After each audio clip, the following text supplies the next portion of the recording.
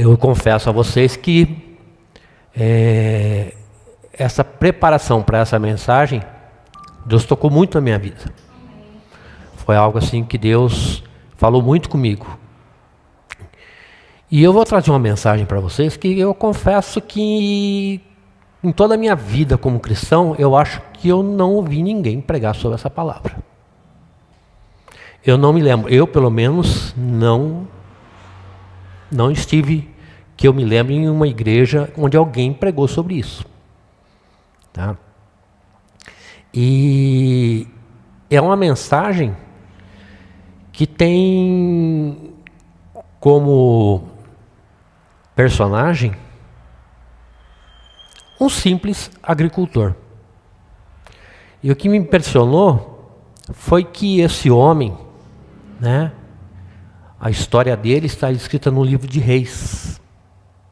E tem um capítulo inteiro dedicado à história dele, né? E num livro que só se fala de homens importantes. Fala de profetas, homens tremendamente usados por Deus, reis, entendeu? Reinados, histórias de guerras, de vitória. E no meio desse lugar Deus colocou um capítulo inteiro dedicado a um homem que não era nobre, não era rei. Acho que talvez nunca tenha entrado dentro de um castelo. Talvez nunca tenha tido na vida dele nada de importante materialmente, de uma forma assim, como todos os outros que compõem o livro de Reis. A vida dele não se iguala a de ninguém, mas Deus reservou para ele um lugar diferenciado. Tá? Vamos abrir as nossas Bíblias no livro de 1 Reis 21.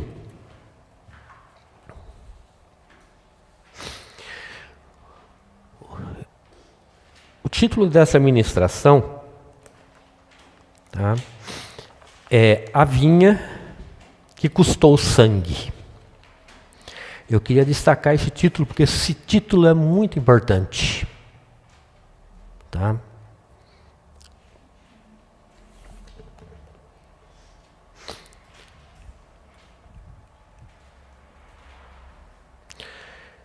Então, 1 Reis 21. E sucedeu, depois dessas coisas, tendo Nabote, o jezreelita, uma vinha que em Jezreel estava junto ao palácio de Acabe, rei de Samaria. Que Acabe falou a Nabote, dizendo: dá-me a tua vinha, para que me sirva de horta, pois está vizinha ao pé da minha casa, e te darei por ela outra vinha melhor do que ela. Ou, se parece bem aos teus olhos, dar-te-ei sua valia em dinheiro. Porém Nabote disse a Acabe: guarda-me o Senhor, de que eu te dê a herança dos meus pais. Então Acabe veio desgostoso e indignado à sua casa, por causa da palavra de Nabote, que Nabote lhe falara, dizendo: não te darei a herança dos meus pais. E deitou-se na sua cama, e voltou o rosto, e não comeu pão. Porém, vindo a ele Jezabel, sua mulher, lhe disse: que há, que está tão desgostoso o teu espírito, e não comes pão?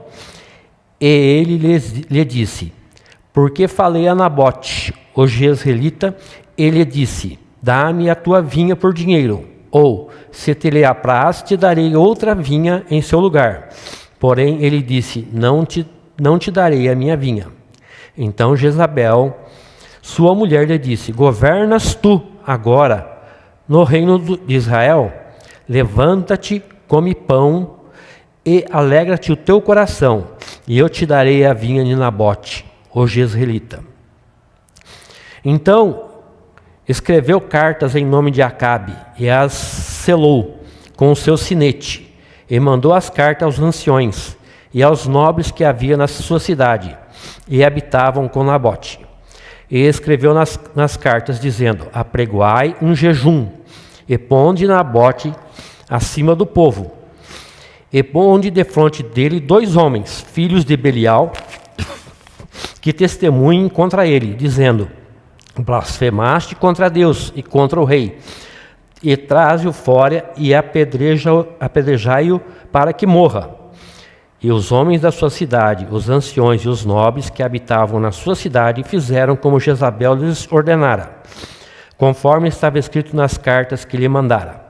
Apregoaram um jejum e puseram Nabote acima do povo.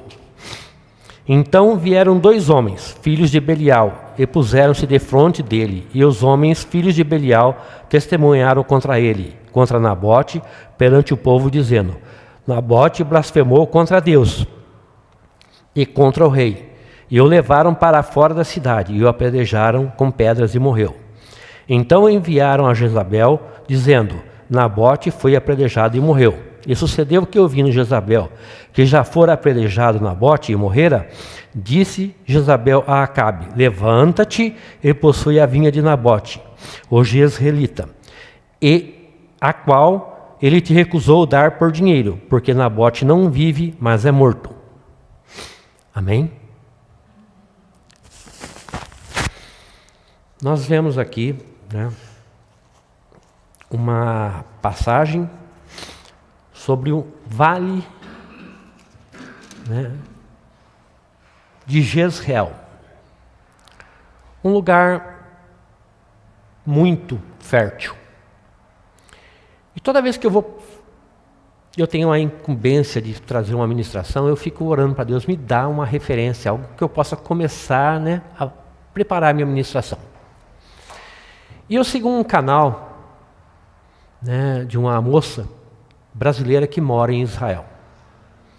E ela veio mostrando, uns dias atrás, uma semana, um pouco mais, uma descoberta arqueológica nesse vale.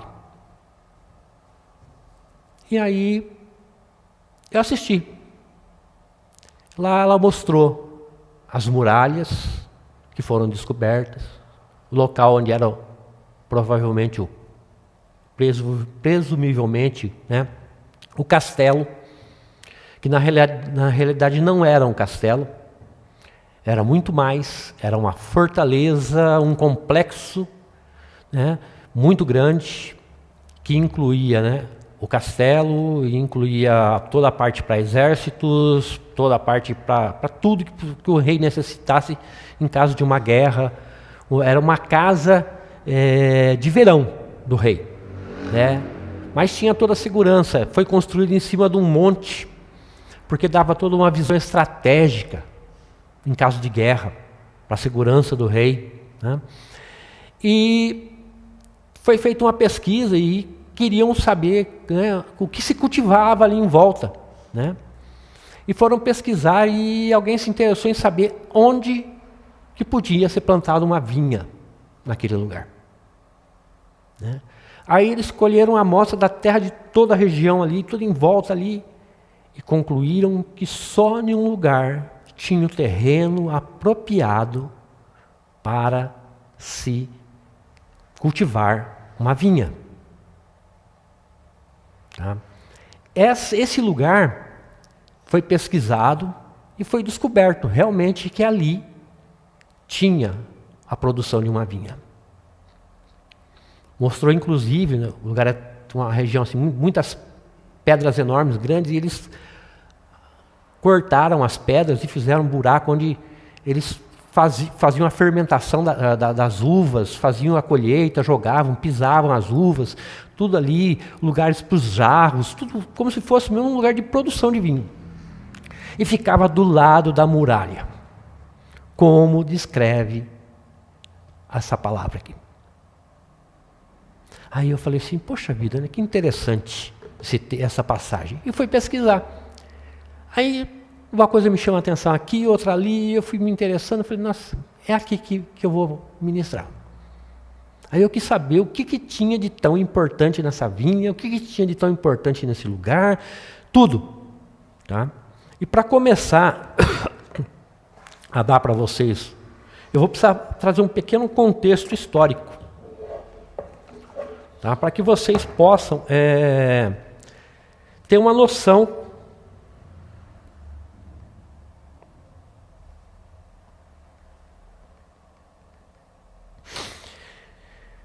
do que é histórico, bíblico, espiritual daquele lugar. Então, esse Vale Jezreel, que é uma cidade lá, tá? Fica no norte de Israel, tá? E fica dentro de uma herança da tribo de Isacar. Tá? Não sei se vocês sabem, mas Israel foi dividido em 12 tribos. E quando eles voltaram do Egito e entraram na terra prometida, cada um recebeu uma porção de terra. E Isacar ficou com essa região. Então, Nabote, ele era descendente dessa tribo, ou seja, ele morava ali, tá, há muitos anos. A família dele vivia ali muitos anos. Tá? Então, em Josué 19, ele descreve esse território. Tá? E essa região ela é até hoje muito fértil.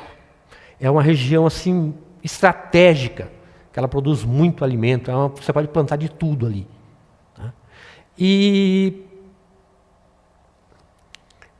nesse contexto, tá, nós sabemos que Israel tem esse vale, um vale muito fértil, e que a família de Nabote era daquela região.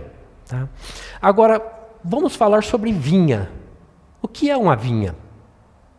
Na minha infância, a minha avó morava ali na Bela Vista, do lado do fórum, um pouquinho para cima, e eu morava em outra cidade.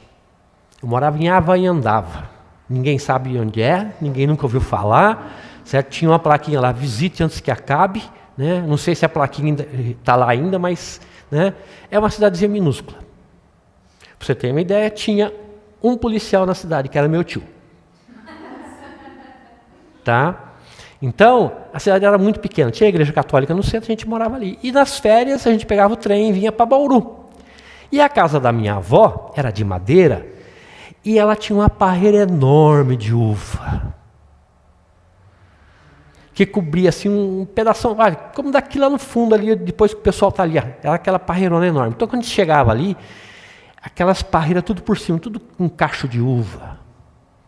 Às vezes a gente chegava, as uvas estavam tudo pequenininhas, às vezes estava florido, às vezes já estava uva madura, dependendo da época que a gente ia, estava aquelas uvas ali. Então vinha, em viticultura, vinha se refere a um terreno cultivado com videiras. Tá? É o local onde as videiras são plantadas e cultivadas para a produção de uvas. A uva é usada para fazer suco ou vinhos. Então a renda básica de Nabote era a produção de sucos de uva e vinhos. Qual a diferença do suco de uva para o vinho? A diferença é que o suco de uva, você fermenta ele por 3 dias. Tá? Fermentou, você tira. Se você quer vinho, você deixa fermentar por mais um tempo. 1 semana, 10 dias. Aí ele vai se transformar em álcool. Tá? Então ele vendia. Era a subsistência da família dele. Tá? Videiras, né? Ou a uva, pode ser diversas espécies, tem diversas espécies, tá? E para você criar, elas dependem do solo, depende do clima e de outros fatores. A videira é uma planta que dá origem às uvas e posteriormente pode ser usada com diversos propósitos, tá? O vinhedo, às vezes você ouve falar assim, vinhedo, né? Vinhedo, você não fala videira, você fala vinhedo. O que é vinha? Qual a diferença de vinha para vinhedo? Vinha é uma plantação pequena de uva. Videira, né, é uma plantação enorme. Então a produção do Nabote era pequena. Ele não era um agricultor que tinha grandes posses. Ele não era um homem rico, tá? Mas ele era um homem que tinha a sua dependência ali na plantação, num trabalho sistemático, porque a plantação de uva, tá, ela é bem detalhada. Você tem que podar na época certa, você tem que cultivar, você tem que cuidar para que ela não pegue pragas. Existe todo um trato, um cuidado. Tem a época certa de colher, tem o jeito certo até de pisar na uva. Não é de qualquer jeito, porque se você pisar e esmagar a semente, entendeu? Você transforma aquilo num suco amargo. Porque a semente tem uma substância que dá amargor. Tá? Então, quando você trabalha, você tem todo um preparo. Tem que ser uma pessoa que saiba cultivar. Tá? E o tempo de vida de uma vinha? Tá? Então, até 3 anos é uma fase de implantação. Não produz vinho, não produz uva, não produz nada. De 4 a 20 anos é uma produção plena. Uvas com bastante vigor, alta produtividade. De 20 a 50, a produção já é mais baixa, mas com maior concentração e uma qualidade melhor. Acima de 50 já são vinhas velhas. Tá? Baixíssima produção, mas uvas muito concentradas e complexas. Vinhos de excelência. Tá? E acima de 100 anos são raras. Só para vocês terem uma ideia, na Eslovênia tem um vinhedo que tem mais de 400 anos em produção. Tá? Então, esse vinho deles são raríssimos. Eles produzem vinhos de alta qualidade, de sabores diferenciados. Tá? Então, elas são mais ricas em açúcar, e complexidade aromática, são vinhos excelentes.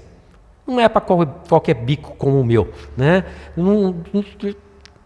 Nunca vou ter a chance, talvez, de experimentar um vinho desse. Clima e solo tem que ser ideal para a plantação de uma vinha.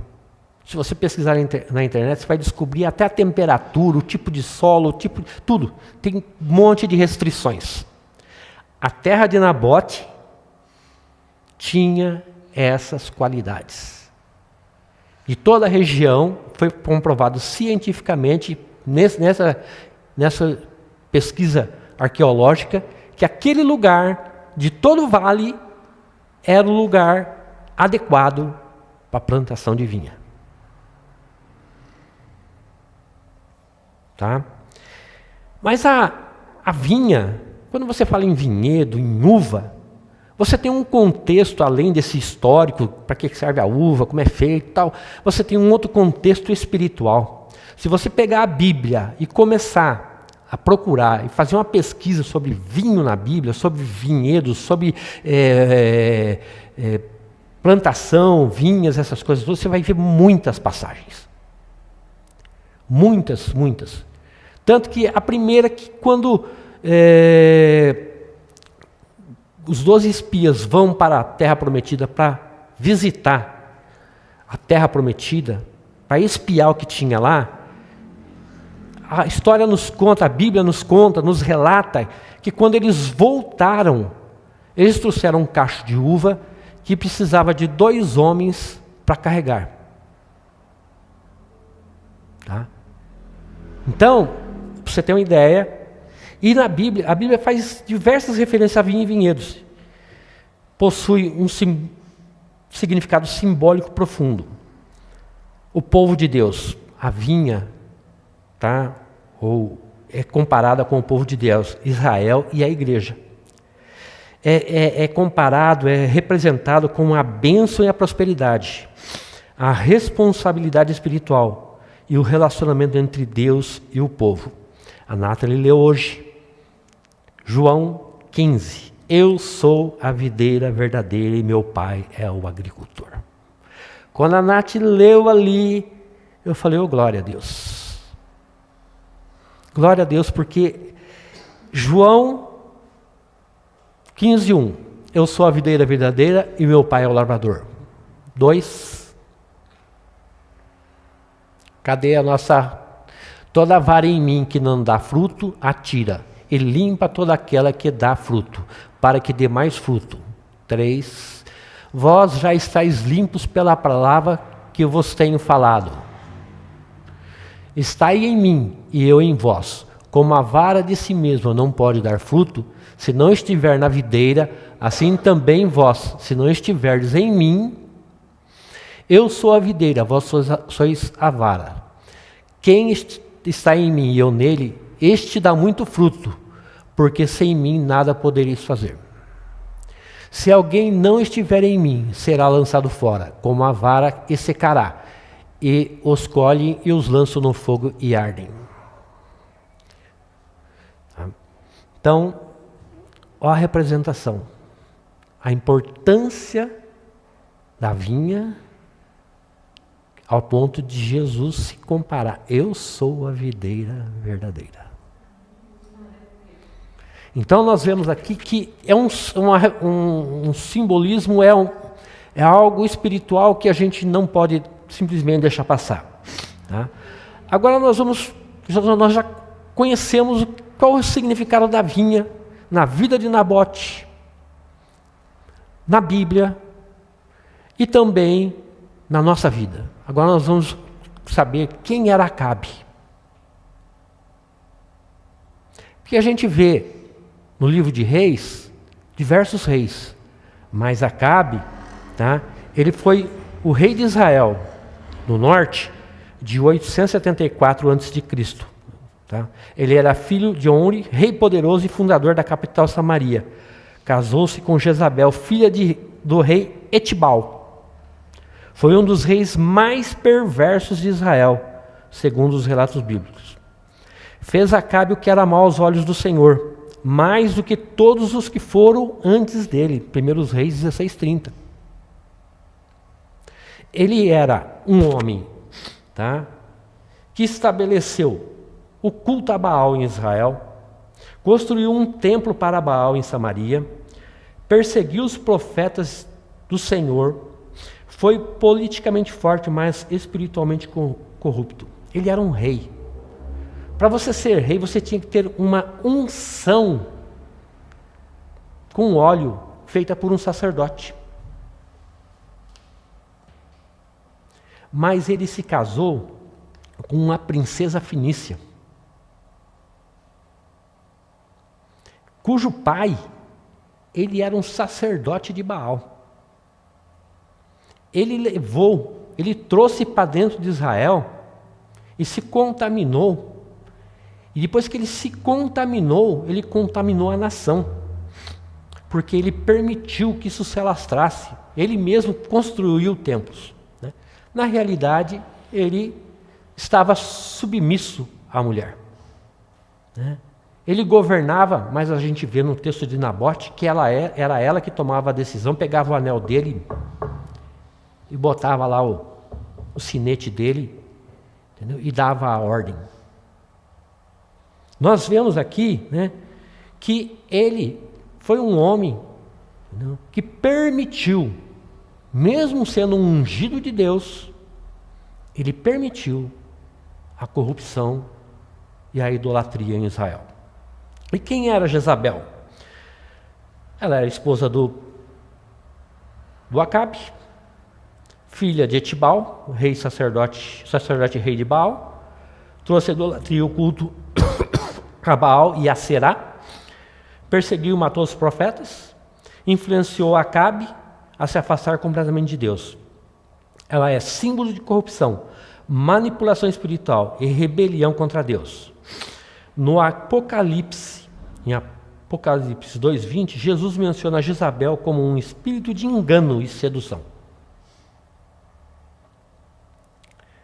Agora, vamos ver quem era Nabote.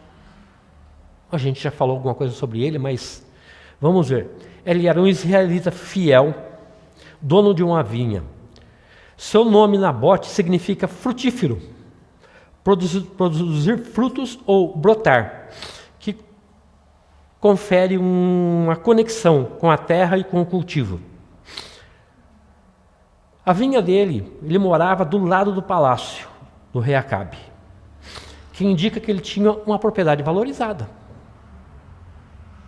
A propriedade dele, ele não era rico, mas a propriedade dele era do lado do palácio, encostado, beirado ali. Provavelmente o lugar mais valioso da região era o palácio, era o local do rei, né? Ele era herdeiro de uma terra familiar, passada de geração em geração, conforme lei mosaica. Levíticos 23 a 28. Isto mostra que a sua família era israelita legítima, ligado à promessa e à aliança da terra. Tá? Valorizava profundamente a tradição espiritual e a legal da Torá. Não negociava princípios. Não negociava princípios. Valorizava profundamente a obra, Deus e as leis. Ele era um pequeno produtor rural, um homem livre, ele não era servo do rei. Trabalhador fiel à terra, religiosamente devoto e conhecedor da lei. Ele não era um nobre, tá?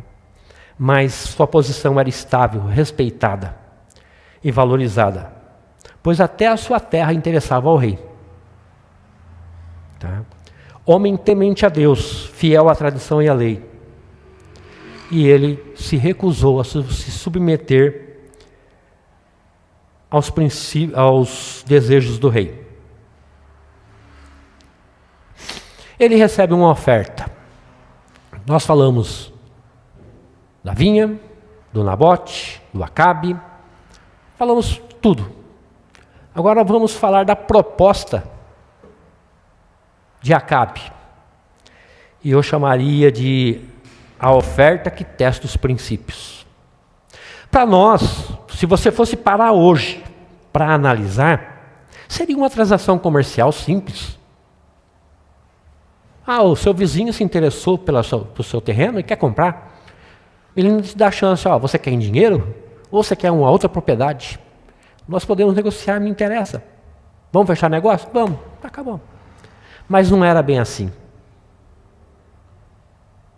Nabote, ele vinha de uma tradição bíblica. Israel, os conceitos que nós temos aqui são diferentes do que tem em Israel.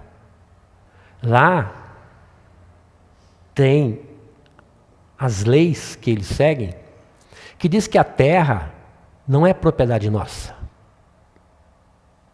Tá? Que nós somos peregrinos lá. Tá? Que nós somos de passagem. Então aquela terra é do Senhor. A terra é do Senhor. Né? Então quando a terra é minha, diz o Senhor em Levíticos 25, 23. Somos peregrinos e estrangeiros. Somos mordomos e não proprietários. Então ele tinha ciência que aquela terra era herança recebida diretamente de Deus para o seu povo e que aquela terra, entendeu? A família dele inteira trabalhou ali, toda a descendência vivia ali, eles tinham princípios, tá? Ele era um homem fiel a Deus, provavelmente, certo? Ele ia todo ano, subia para Jerusalém para cultuar a Deus, para levar a sua oferta, para levar o seu sacrifício, como mandava a lei, porque a Bíblia diz que ele era um homem fiel, tá? Não era apenas uma terra, era uma porção divina, um princípio espiritual, tá? Há coisas na fé que não podem ser negociadas, mesmo por bons acordos. Tem coisas que não são negociáveis. Tem princípios que não podemos abrir mão. Nabote não podia negociar. Para o rei era só mais uma terra, mas para Nabote era a herança dos seus pais. Era uma aliança com Deus. Representava uma aliança com Deus, tá? A fidelidade de Nabote à palavra de Deus, a lei de Deus, ela valia mais que uma proposta humana. Tá? O valor da vinha de Nabote era uma herança de família desde os dias de Josué. Desde o dia que Josué dividiu a terra prometida para as tribos de Israel. Depois essas tribos tiveram que conquistar esses territórios. Essa terra não veio de graça. A promessa, assim, Josué falou assim, é teu. Agora você vai lá e conquista, porque tem um povo lá. Você vai lá, entendeu? E guerreia. Tira aquele povo de lá, porque essa promessa, essa terra Deus prometeu para você. Quantos não morreram da tribo dele para conquistar aquilo ali? Então era uma terra também que foi conquistada com guerras, sangue, vidas. Então ela tinha uma importância. Para Nabote a terra não tinha preço, ela tinha valor. E existe uma diferença muito grande em preço e valor. É isso que nós temos que diferenciar. Diferença nos nossos princípios, né? Se nós estamos colocando preço nos nossos princípios, ou se nós estamos colocando valor nos nossos princípios, nos nossos compromissos com Deus. O rei infantil e o sistema corrompido. Acabe se mostra um rei mimizento. Ele vai para casa, bicudo, beiçudo, porque Nabote falou não para ele. Deita na caminha e faz greve de fome. Quem tem filho aí, que já não ficou, recebeu não, ficou beiçudo, e foi para o quarto batendo o pé, bateu a porta. Mais ou menos assim. Entendeu? Acabe é mais ou menos essa imagem que a gente tem do Acabe. Ele fez biquinho. Acho que pensou assim, pô, eu sou rei, o cara vem falar não para mim. Onde já se viu? Entendeu? Não como, de pirraça eu não como. Não vou comer. Entendeu? Até ele me dar a vinga que eu quero. Mas Nabote não estava nem aí para se ele estava comendo ou não. Nabote estava lá, no dia a dia dele lá, cuidando da família dele. Mas a mulher do Acabe falou, ué, queridinho, meu amorzinho, por que você não está comendo? Você quer a vinhazinha do... pode deixar. Mamãe dá, ou quer dizer, esposinha dá. Né? E deixa que eu dou um jeitinho. Você pode dar risada. Tá? Mas que rei é esse, meu irmão? Que rei é esse? Nós podemos calcular que Israel devia estar no fundo do poço. Se um homem que era ungido por Deus para ser rei tinha um comportamento de criança, a nação devia estar num buraco bem fundo mesmo, né? Então, Acabe se deita,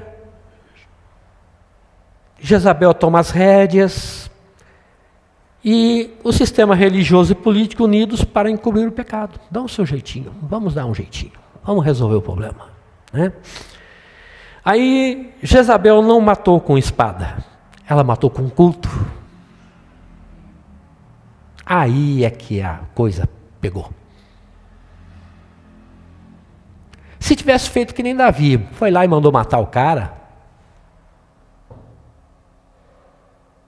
foi lá e mandou matar Urias, resolveu o problema lá. Deus ficou bravo, com certeza. Entendeu? Mas Jezabel não dava para engolir aquilo. Né? Ela tinha que fazer diferente. Porque Nabote não era só um coitado. Ele era um homem justo e fiel a Deus. A vinha de Nabote estava do lado de um centro de corrupção. Nabote era a luz. Aquele palácio era as trevas. Nabote incomodava. A luz dele incomodava. Como tirar Nabote do caminho?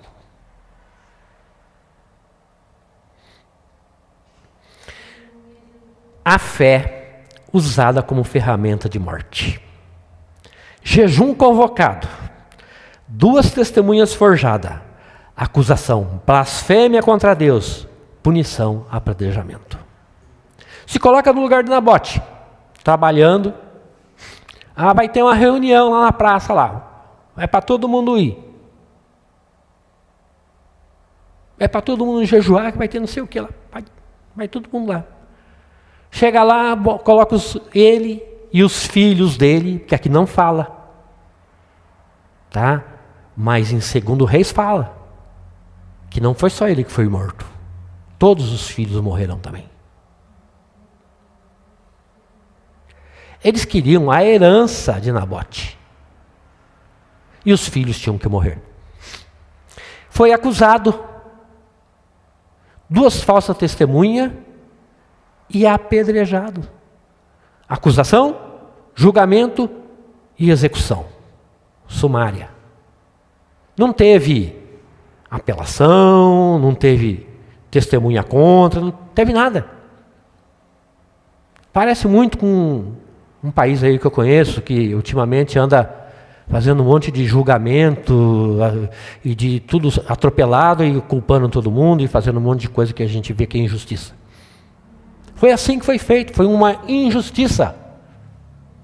Tá? E eu pergunto para você, quanto dentro das igrejas estão sendo mortos pelos irmãos com mentiras, cobiça, inveja, maldade, acusações falsas?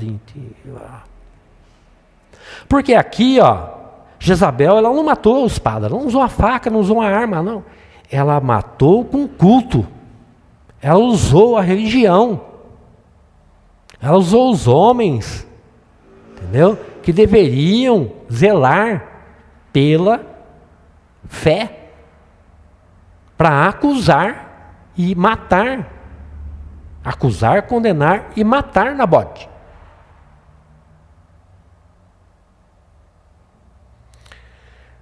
Você não tem noção da complexidade espiritual que é esse pequeno texto. Nós falamos de injustiça, de morte, de assassinato, de inveja, nós falamos de fidelidade, nós falamos é tanta coisa envolvida nessa palavra. Deus ouviu os gritos da injustiça. 1 Reis 21, 17 a 19.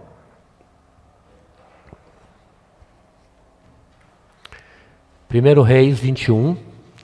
Então veio a palavra do Senhor a Elias, o tisbita, dizendo: levanta-te, desce para encontrar-te com Acabe, rei de Israel, que está em Samaria. Eis que está na vinha de Nabote, onde tem descido para a possuir. E falar-lhes-á, dizendo: assim diz o Senhor: porventura não mataste e tomaste a herança? Falar-lhes-ás mais, dizendo: assim diz o Senhor: no lugar em que os cães lamberam o sangue de Nabote, os cães lamberão o teu sangue, o teu mesmo. Sentença rápida e justa. Nabote morreu. Acabe ficou sabendo. Nós lemos lá. A esposa dele vai lá e fala para ele: vitória, oba, maravilha, a vinha é sua. Vai lá e toma posse. Quando ele chega lá, aparece quem? Elias. O tempo da notícia chegar lá, o rei se aprontar, voltar, Deus já tinha falado com Elias e Elias já estava indo para lá. Deus só vai lá e encontra com ele. Ele vai estar lá na vinha. E dá a sentença. Sentença justa e rápida. Deus não... No caso de Davi, Deus também foi rápido. Deus mandou lá o profeta Natã. Mas a sentença foi outra. Porque Davi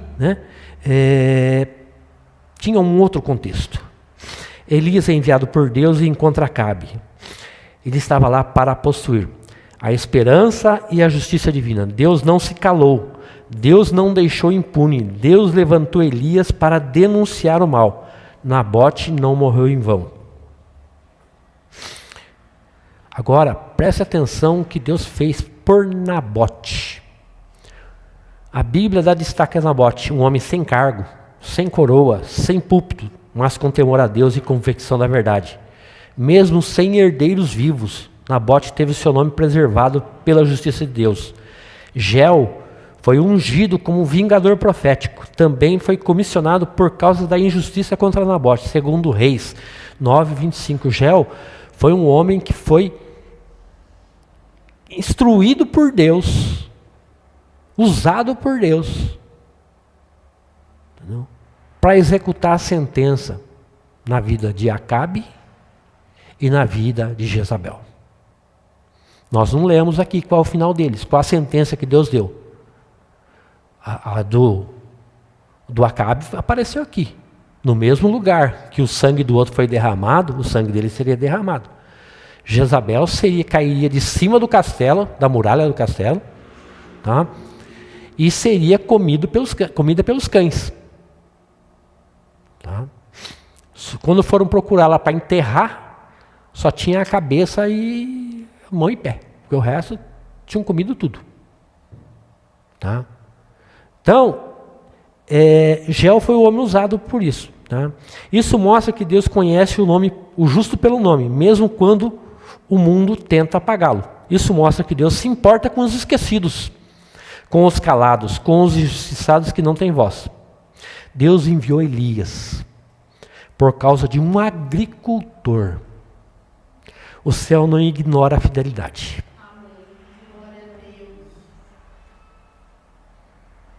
Irmão, eu não sei que injustiça estão fazendo com a tua vida. Eu não sei das tuas lutas.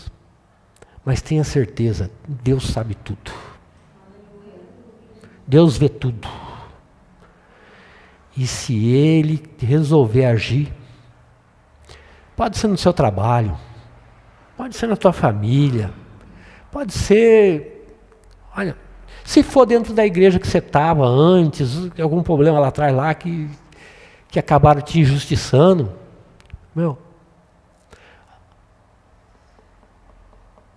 a situação de Acabe só não foi pior que quando Elias vai conversar com ele sente um pouco de remorso. Então Deus fala para Elias que ia postergar a sentença dele. Então ele viveu mais um pouco lá, até quando o filho dele se tornou rei, mas ele morreu. Ele morreu numa guerra, com uma flecha lançada a esmo, acertou ele com ferida de morte, e ele foi embora e caiu e morreu no lugar que o outro tinha morrido, para se cumprir a palavra de Deus. E uma vez que Deus falou, está falado, está escrito. O decreto de Deus, lá em cima, quando ele é escrito, ele se cumpre aqui. Tudo no mundo espiritual funciona por decreto. Toda vez que Deus quer te abençoar, Ele emite um decreto. Toda vez que Deus quer trazer algo na tua vida, Ele emite um decreto. E lá tem um acusador, que vai falar assim, mas esse não merece. Esse é assim, é assado. Mas você tem um advogado lá que vai falar assim, não, esse daqui foi lavado e remido pelo meu sangue. Essa pode assinar o decreto que ele é justo. Quando você é lavado, remido pelo sangue, quando você é justo, como Nabote, pode entramar, você pode morrer, você pode não nem ver a justiça de Deus. Nabote não viu. Os filhos deles não viram. Mas Deus cumpriu. Deus agiu. Não ficou no esquecimento. Esse livro de Reis fala coisas feitos, fala coisas maravilhosas. Eu poderia falar aqui de Elias, eu poderia falar, pregar sobre os discípulos de Baal, o sacrifício que ele ofertou, o fogo que caiu do céu, que lambeu até a água em volta do sacrifício. Podia falar da seca, da mão de Deus, da nuvem, podia falar tantas coisas. Tem tantas coisas tremendas. Nabote não fez nada. Era só um agricultor. Mas que tinha um coração fiel a Deus. Que tinha uma vida de compromisso e de aliança com Deus. Essa é a diferença. Acabe, ele era um ungido por Deus para ser rei. Mas Deus não o poupou. Deus não convive com a injustiça, com o pecado. Ele não aceita certas coisas que o homem maquina, principalmente contra o pobre necessitado, principalmente contra aqueles que estão abaixo, que são exercidos por pessoas que têm o poder, que estão acima, que se acham superiores, que se acham que acha que pode fazer o que ele quer. Você pode estar certo, tá? Deus não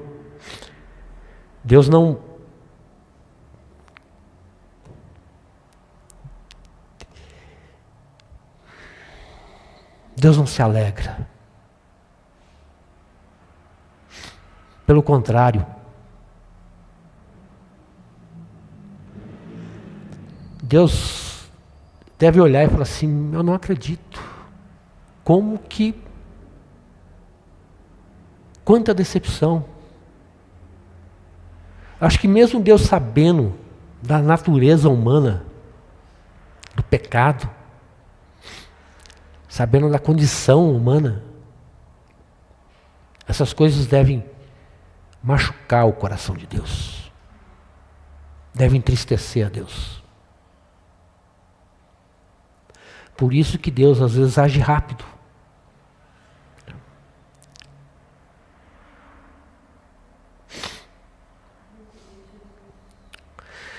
Agora um ponto importante que não dá para deixar passar, né?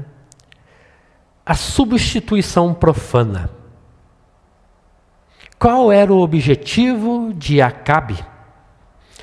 O objetivo de Acabe era tirar uma vinha e plantar uma horta. Oh, glória! Pepino, tomate, alface, né? Olha o grande projeto de Acabe. Um projeto tremendo, grandioso, né? Matou um homem porque queria uma horta. Será que ele não tinha dinheiro? Sendo que ele morava no vale mais fértil. Quantos produtores não tinham ali para fornecer para ele tomate, pepino, melancia, sabe, alface, pimentão? Quantas pessoas ali não poderiam comprar? Ele era rico, ele não precisava ter uma horta. Capricho, mais que capricho, muito mais que capricho. Tem uma conotação espiritual muito grande, que às vezes a gente não percebe. Eu lendo essa passagem, eu meditei nessa palavra muito durante essa semana, senti muita presença de Deus, e aí veio assim: mas por que horta? Por que horta? Por que ele queria uma horta? Pô, mas que reizinho medíocre! Com tanta coisa para ele fazer, ele queria uma horta. Provavelmente ele queria descer ele mesmo lá e plantar, né? Fazer um hobbyzinho de molhar a mão na terra, ir lá e mexer a terra, e se sentir em contato com a natureza. Provavelmente ele queria, né? Sei lá, não sei nem dizer o que ele queria. Mas isso não é só um ato agrícola, é um gesto teológico profundo, tá? A vinha nas Escrituras simboliza o povo de Israel, em Isaías 5,7. frutificação espiritual, aliança com Deus, um terreno cultivado pelo próprio Senhor, herança sagrada e símbolo de fidelidade. E a horta?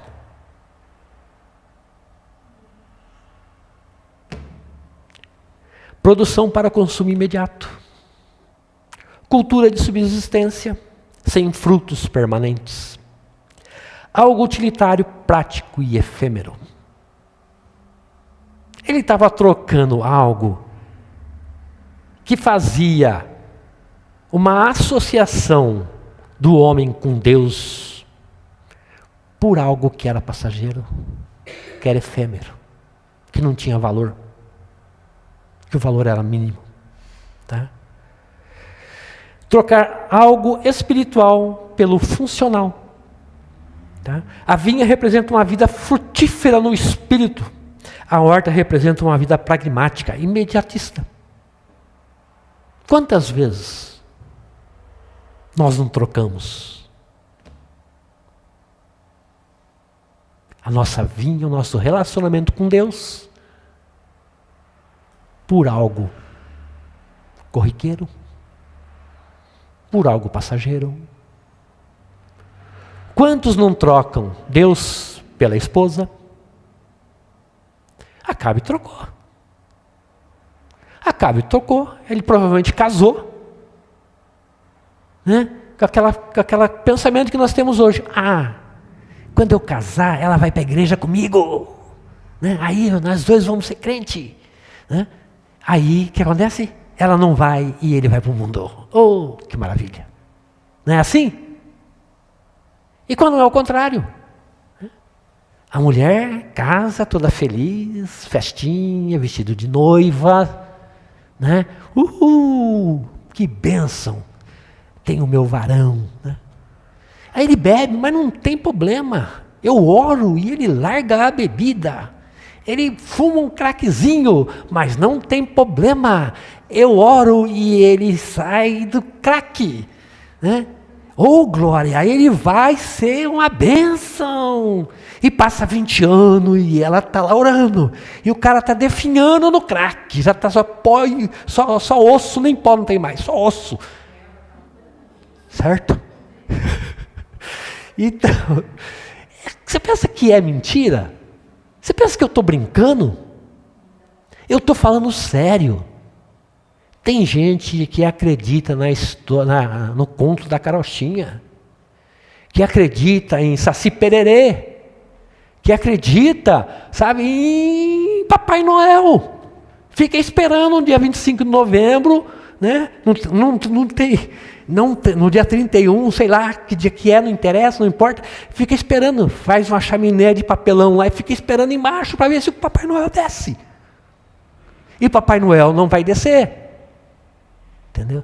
Porque julgo desiguais, certo? A pessoa casa consciente que o julgo é desigual, não vai dar certo. Associação, aliança, santo e ímpio não funciona. Aliança, luz e trevas não funciona. Acorda, abre o olho. Eu gosto do pastor Cláudio Duarte, que fala que crente tem que casar com crente porque eles vão para o monte junto, né?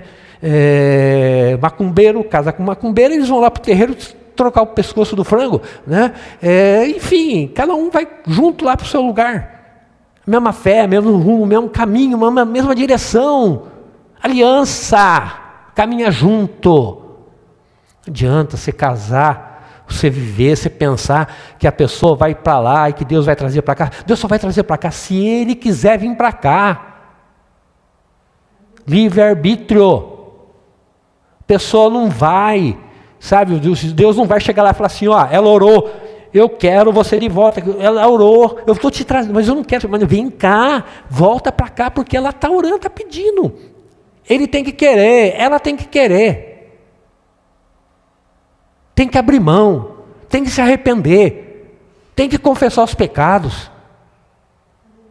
Sabe? Tem. que haver mudança de vida, mas tem que desejar, tem que partir do coração. Arrependimento nasce de dentro. Não é porque você quer que ele vai se arrepender. Acorda, meu irmão. Acorda. Não troque o espiritual pelo funcional. Não troque a sua herança, a sua promessa, entendeu? Por coisas que não vão ter futuro na tua vida. Tem coisas que não é para você. Você pode espernear, lutar e conseguir ficar um tempo, mas chegar lá na frente não vai dar certo. Você vai ter que voltar. Dizem, quando a gente pega o ônibus errado, quanto mais cedo a gente descer, menor é o tempo gasto para retornar e o custo para retornar. Se você ficar no ônibus errado, entendeu? 2 horas, você vai ter que voltar, você vai gastar 2 horas para voltar. Tá? Então, vamos ser vinha. Vamos ter aliança com Deus, ter uma vida espiritual frutífera. Tá? Nada de imediatismo. Nada de acreditar em coisas, entendeu? Que vai mudar a sua vida. Ah, eu vou jogar na loteria. Porque se eu ganhar, né? Se não for aquilo que Deus tem para você, você não vai ganhar. Se não está nos planos de Deus para a tua vida, você ter aquilo, você não vai ter. E você pode falar, Deus é ruim, Deus não me abençoa. Mal sabe você que Deus está te abençoando, não dando aquilo que você não tem condições de ter. Deus muitas vezes não nos dá porque Ele sabe que nós não temos estrutura, nem emocional, nem financeira, nem qualquer tipo de outra estrutura para suportar e para ter aquilo. É a mesma coisa. Vou trocar meu carro, né? Puxa, vou comprar sei lá, o Natan que é especialista em carro aí, né? Vou comprar um carrão, seguro, 15 mil reais, pelo amor de Deus. IPVA mais 15, da onde que eu vou tirar dinheiro para isso? Senhor, eu quero um Mustang. Né? Você vai encher o tanque, você anda meia hora, você tem que parar no posto de novo para encher. Aí você fala, estou falando aí, os homens sabem. Né? Falou em carro, os homens sabem. Né? Quantas vezes você abastece o carro por mês? Quanto você gasta de combustível? Adianta você ter um carrão, um Porsche? Se você não consegue manter ele, não consegue nem pagar o seguro? Não adianta. Você não consegue abastecer? Você não consegue trocar o pneu? Porque o pneu custa mais caro que... Tá? Inversão de valores. O reino de Deus é como uma vinha, que exige tempo, cuidado, raízes profundas. Tudo que Deus vai te dar, tudo que Deus vai fazer na tua vida, Deus vai fazer com tempo. Deus vai fazer germinar, brotar, crescer, criar raízes. Deus vai fazer do modo que a hora que começar a crescer, você vai ver os frutos, vai chegar a hora que vai começar a frutificar. Um pé de uva demora quase 5 anos para começar a frutificar.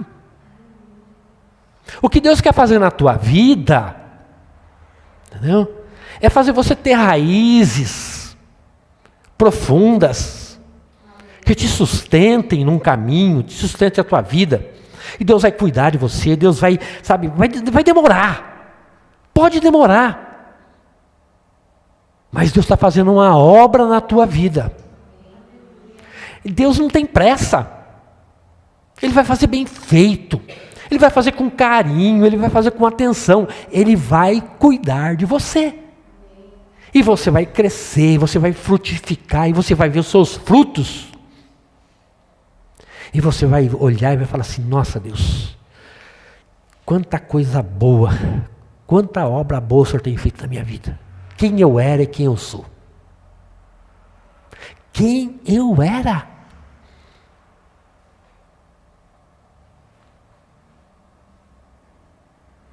O mundo prefere as hortas. Plantio rápido, resultado imediato, controle fácil.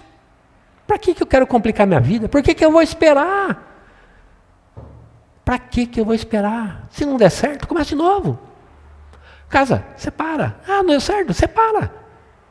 Ah, casa de novo, junto com outro. Vai lá, vai indo, vai tocando a vida. Passa 10 anos, casou 12 vezes. Passa 10 anos, tem 5 filhos. Um com cada um diferente.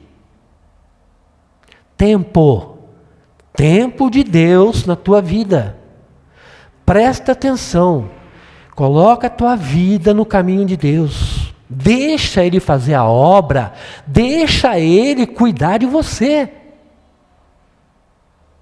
Para que você vá devagarzinho. Vai conquistando. Vai prosperando. Vai vendo a glória de Deus. Vai, sabe, você vai... Quando você vê, você vai falar assim, poxa... Deus me deu um esposo maravilhoso, Deus me deu uma esposa maravilhosa, Deus me deu filhos, Deus me deu uma casa, Deus me deu uma igreja onde eu trabalho, Deus me deu tanta coisa, Deus me deu saúde, Deus me deu um trabalho onde eu sou realizado. Deus vai fazendo, Deus vai dando, tá? As coisas que vêm fácil, vão fácil. Compra um pé de alface no mercado. Põe na sua geladeira e uma semana depois você vai lá e abre e ele fala, quero fazer uma salada fresquinha. Seu tomate está tudo assim, ó. Tudo esmilinguido.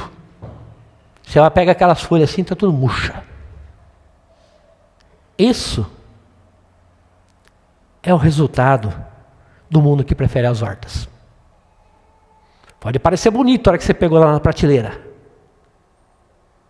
Ah, aquele namorado é lindo. O jeitão, olha lá, ali, ó. Bonitão, ó.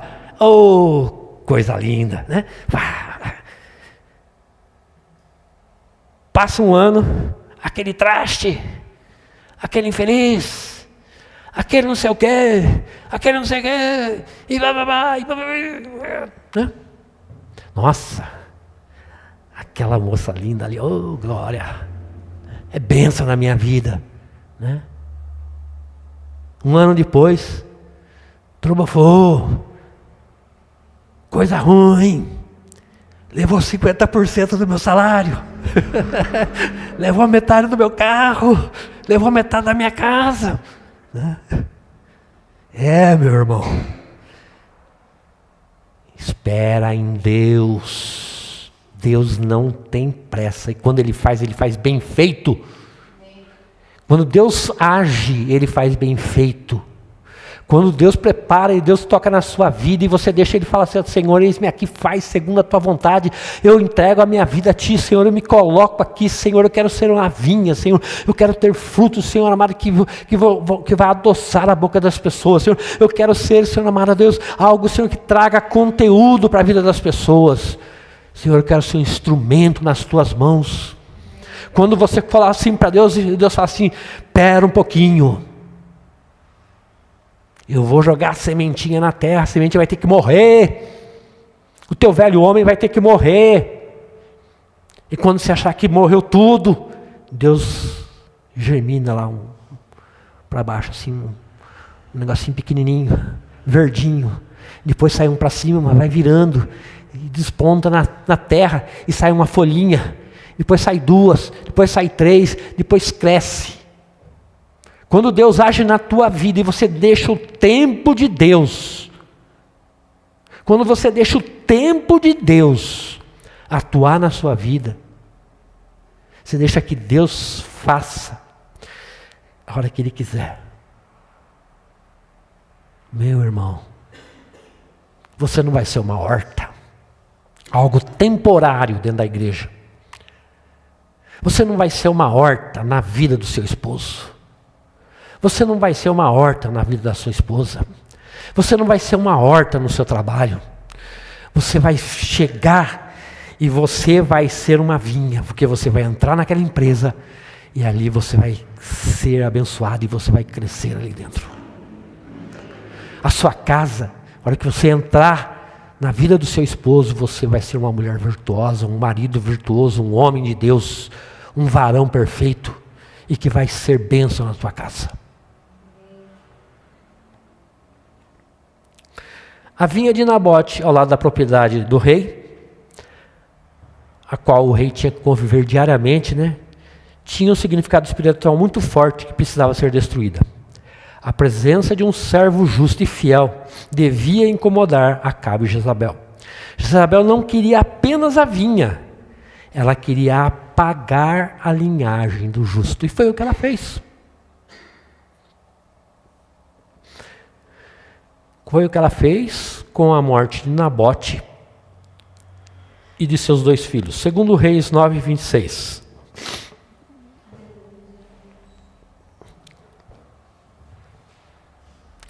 Por certo que, se eu não visse ontem à tarde o sangue de Nabote e o sangue de seus filhos,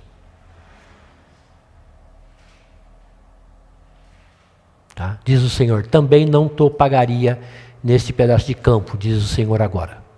Diz o Senhor, agora pois toma-o e lança-o nesse pedaço de campo, conforme a palavra do Senhor. Aqui mostra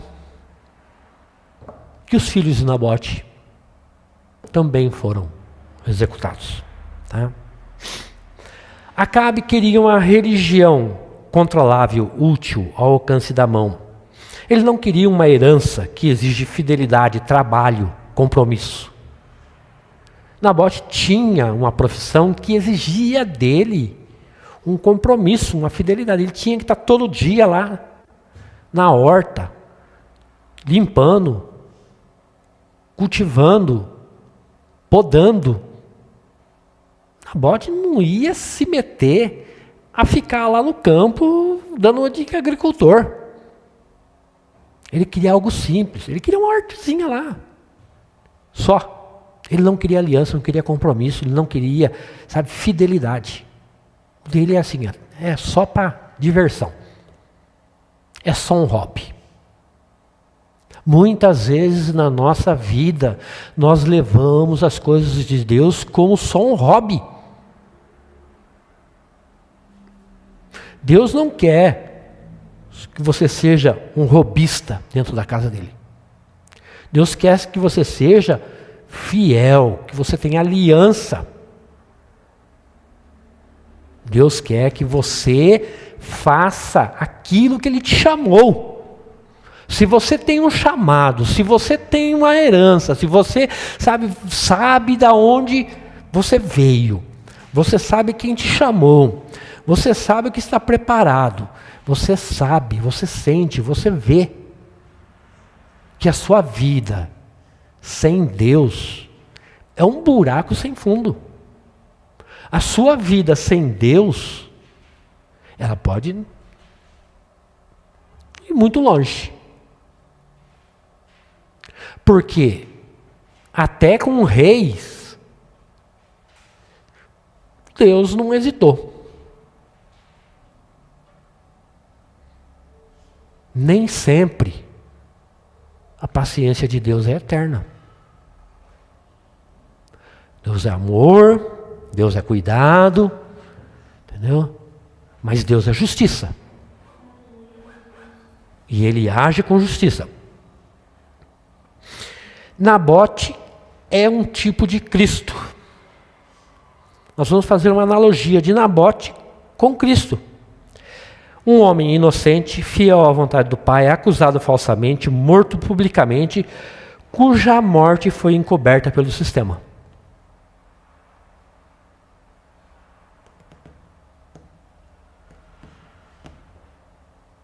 Nós vemos muita coisa em comum.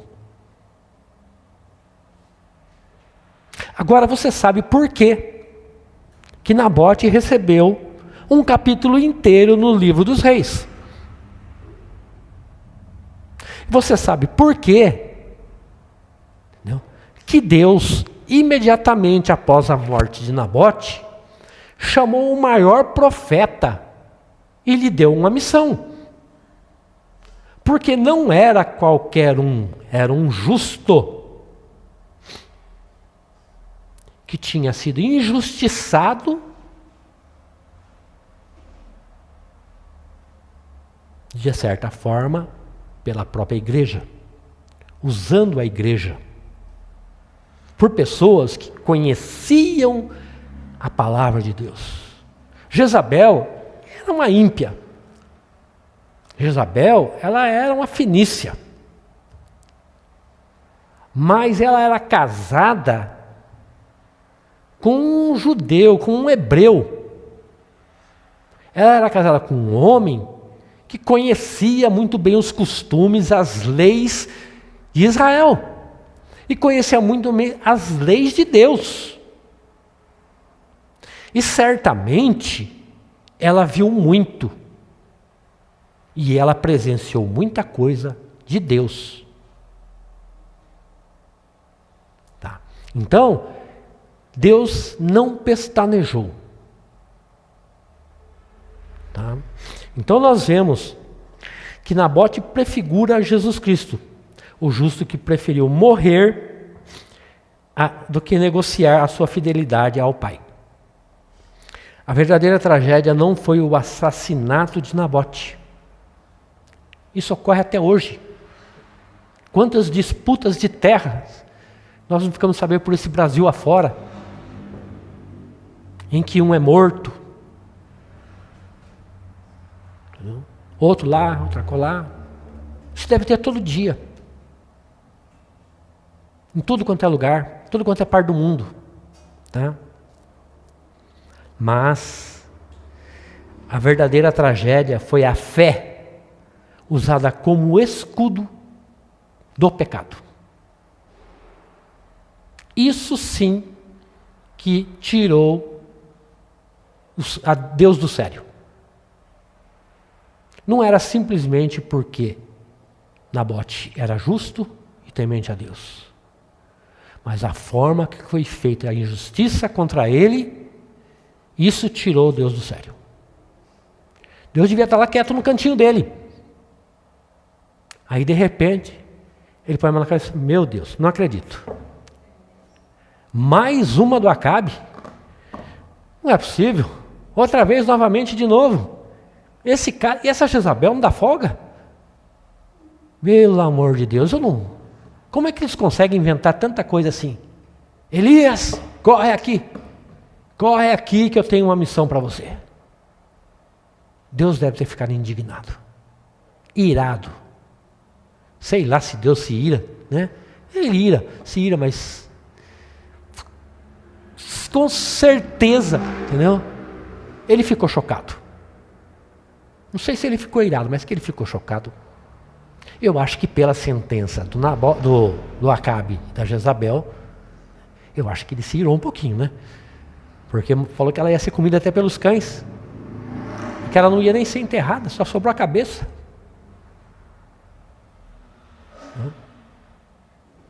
Então nós vemos assim, né? É difícil? É difícil ver uma injustiça? É. Nós temos visto muita injustiça no nosso país. Nós temos visto muita injustiça na nossa cidade. Nós temos visto muita justiça no nosso governo. Nós temos visto muita justiça nas igrejas. Nós temos visto muita justiça em todo lugar. Nós temos isso, mas nós somos governados por ímpios, a maioria deles. Né? Mas o caso de Acabe era um pouco diferente, né? Ele conhecia, ele sabia as leis, ele sabia até da importância da vinha de Nabote para Nabote. Ele sabia que aquilo era herança, que ele não podia abrir mão da herança dele. Ele sabia. Ele não matou, nem mandou matar, mas ele calou. Ele consentiu. Ele não ficou nem um pouco constrangido em ir lá, logo depois da morte do outro, tomar posse da terra dele. Ele não ficou, mas foi. Tá? Mas isso tudo nos leva. Né? Nabote tinha princípios, e ele tinha algo que ele não negociava, que eram os princípios. E você, o que você tem negociado? Que princípios que você negocia? Que princípios espirituais, que valores de vida cristãs que você tem aberto mão em troca de alguma outra coisa? Você está preservando a sua herança ou você está a vendendo por sua conveniência? Para a sua conveniência, por sua conveniência.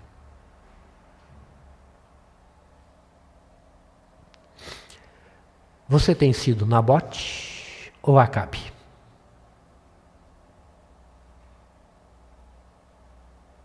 Os dois conheciam Deus. Os dois conheciam os princípios. Um tinha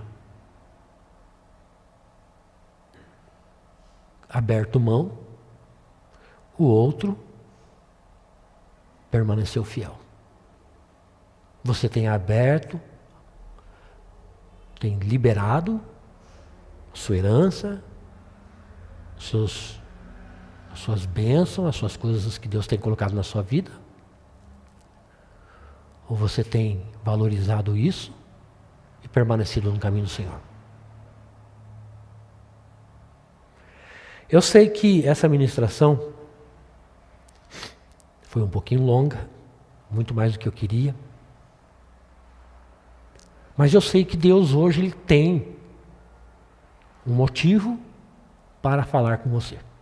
Como eu disse, eu nunca vi uma pregação sobre essa palavra.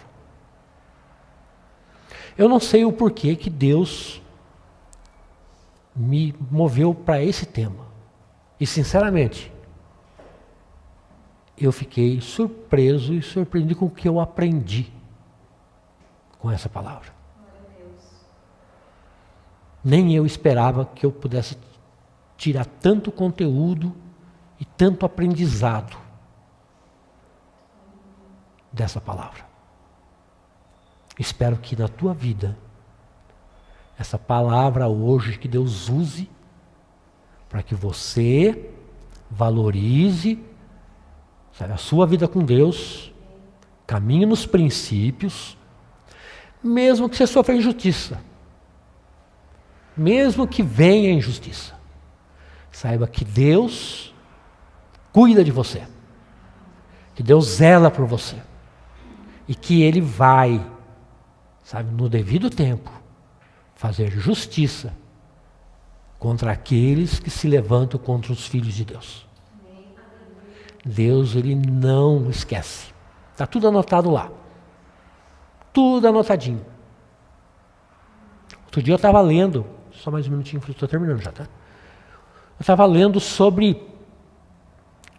Eu estava assistindo um vídeo sobre uma pregação sobre riquezas. Aí o cara estava explicando que existe 4 tipos de riqueza. Uma delas é a financeira. E a segunda fala que é tesouro. Que a Bíblia diz: não ajunteis tesouros na terra, ajunteis no céu onde a traça não corrompe. Essa palavra, a gente nunca entende bem o porquê. O que vem a juntar tesouro? Tesouros no céu são créditos. Toda vez que você faz alguma coisa para Deus, toda vez que você faz alguma coisa, você vai juntando créditos com Deus. Quando Deus precisa para avaliar a sua vida, ele abre o livro dele lá, está lá anotado todos os seus créditos. Tem aquela passagem daquele rei, né, que o profeta foi lá e determinou a morte dele, que Deus tinha mandado, e Deus deu mais 15 anos para ele. Lá diz assim que Deus consultou os livros lá e viu que ele tinha créditos, e somou os créditos dele e deu 15 anos. E deu para ele mais 15 anos de vida. Os créditos, os tesouros que você ajunta no céu, estão tudo guardado lá. É seu. Tá? Caminhar com Deus é isso. Seguir em frente, fazendo as coisas para Deus, e os nossos créditos vão ficando lá. Tá? Então eu gostaria que você, né, pudesse pensar muito bem na sua herança, naquilo que Deus, né, tem para a sua vida. Tudo que Deus ministrou hoje, Deus possa tocar no seu coração e te abençoar, e mudar o seu caminho, mudar a sua vida, sabe, te direcionar, sabe, para uma vida de retidão com Deus. Amém? Amém.